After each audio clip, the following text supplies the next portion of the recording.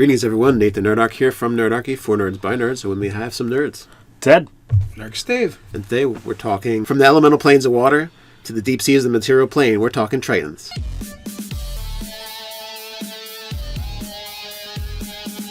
Jump down to the description below where you can sign up for Nerdarchy the newsletter. It's a great way to get gaming tips as well as learn how to game with us. You can also find a handy-dandy link to Volo's Guide to Monsters as we continue our delve through the player races with the Triton. So when you guys are reading these guys, did anyone else go, underwater paladin? I was saying, if paladin was a race...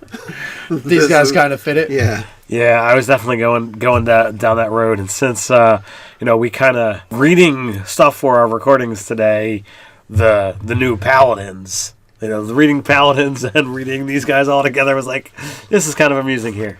Yeah, but I don't think these guys quite fit the bill. No. They don't fit. They don't fit either of those guys. Unless you're trying to make evil Aquaman or Manta Ray, or Black Manta. I mean, as the case may be. These guys are interesting in the sense that they basically are immigrants from the elemental plane of water, where countless wars have raged against sahagins and krakens and other evil denizens of the deep. And some of them, went quiet and slipped away into the material plane, so they followed them. These guys don't like to let a grudge go. A sense of duty, honor, and other things, they followed on through. This is the kind of character that, or at least when I was thinking about him, it's like, this is the kind of character that I would play where I'd have absolutely no problem with the character dying, just to be like, I'm going to throw myself in the way of every attack, just to be that kind of character. It's odd in the sense, it's not so much odd, but absolutely, these characters are so arrogant that they would kind of be like the douchebag of the party, yet they're also the first one to lay down their life for you. Right. Is the way they're described. As a race, they tend to be lawful good. They're all about duty and honor, and they really take that protector role super serious. They consider themselves the guardian of the oceans and by extension the world as well. Right. And I love how it's like, all the stuff that happens on the land and all that petty squabbles that most people would just consider the world. Yes. It's like, we don't care about that. Or they don't get it. They're like, yeah, I think it's more they don't understand. It's more like they don't understand it because of their nature. They tend to be. They have one focus and one focus only. Yeah. And it also talks about the fact that how they're kind of like driven by guilt. Their whole existence is about righting this wrong that they perceive that they committed. Which I would say, I'd let them off of it. If you think about it, I mean, the other thing slipped away to the prime material plane. It's not like these guys made the portals for them. It's interesting. It's like, you have those people that say, I grew up in a military family. We're really regimented and everything like that. This is like every family in the Triton group is a military family. Yes, absolutely. It's it's a very militant race for good. Yeah. These guys even give dwarves a run for their money when it comes to that. Yeah. It's almost like they combine the worst traits of dwarves and elves. Yes. into one race that breathes underwater. And it gave them good things. I mean, they've got, the magic of the elves with their arrogance of the elves, but then they also have the stubborn lawfulness of the dwarves. So one of the interesting things is just like a lot of the player races, the monster races in Volo's Guide, you have a quirk table. Oh, absolutely. When I was reading through it, I was already designing a character build before I got to the actual stats. Well, when I say build, I meant personality, not so much as I had started actually making the character. But I'm like, well, wait a second. They broke these things all down. I was going to do all of them. So you mean I only have to choose one? Yeah. So it does say, as with all the other personality things, that you can, roll, select, or make up your own. You phrase requests as orders that you expect to be obeyed. You are quick to boast of the greatness of your civilization. You learn an antiquated version of common and drop thee and thou into your speech. You assume that people are telling you the truth about local customs and expectations. The surface world is a ponderous place, and you catalog all its details in a journal. That part I wasn't super attached to. And then here's the one that I was absolutely tied in on.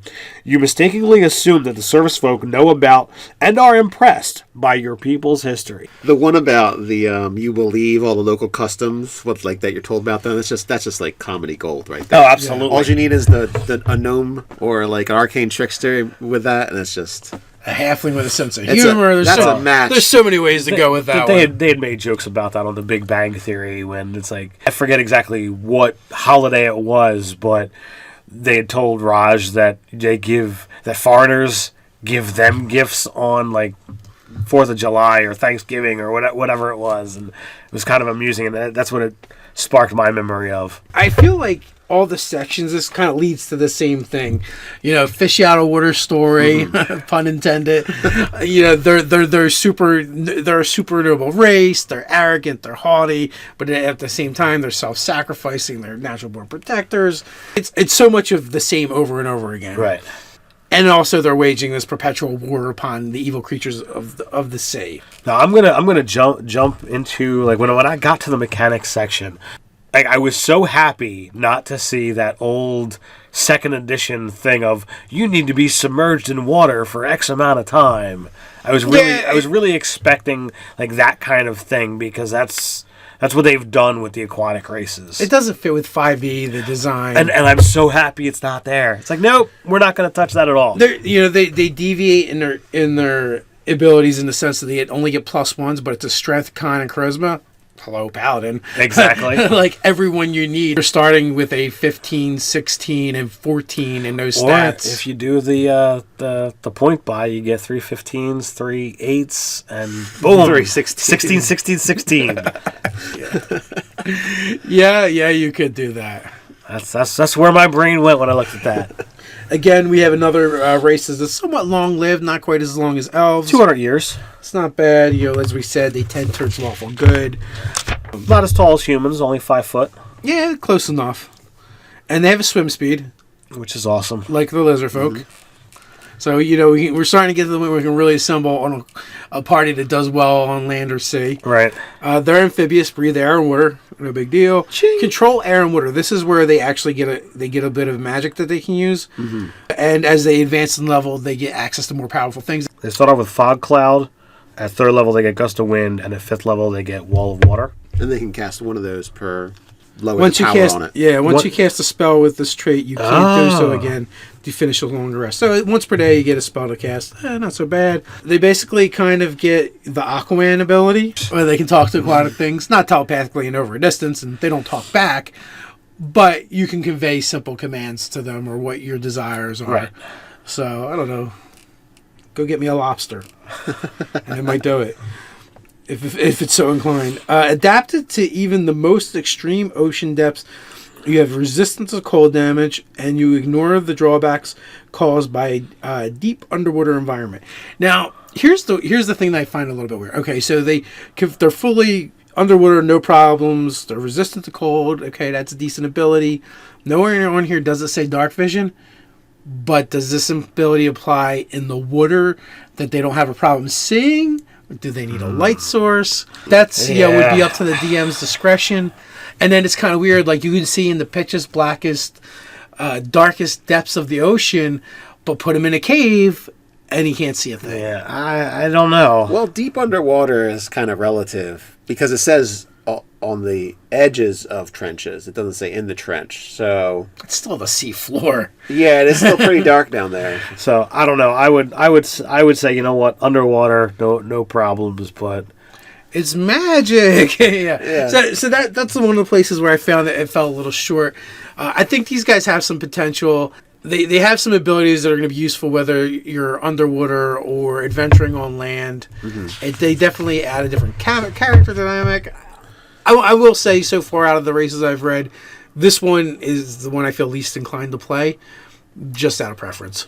I can make a character for anything. I've been doing this for so long, it's always like, oh yeah, this is where my inspiration takes me. I do like seeing that they added the spell in here, even if it was something from the player's guide or whatever.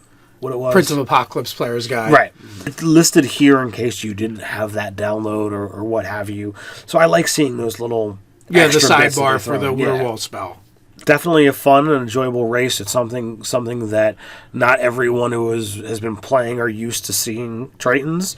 So you can really ham up that, well, we're this self-important race that nobody knows about. If you want to play the most holier than thou paladin, play a Triton. Hey guys, what do you think of the Triton? Are you guys using them in your aquatic campaigns or your regular campaigns for that matter? Let us know in the comments below. While you're at it, like, share, and subscribe. You can check us out over at nerdarchy.com. Or you can hang out with us over on Facebook. So until next time. Stay nerdy.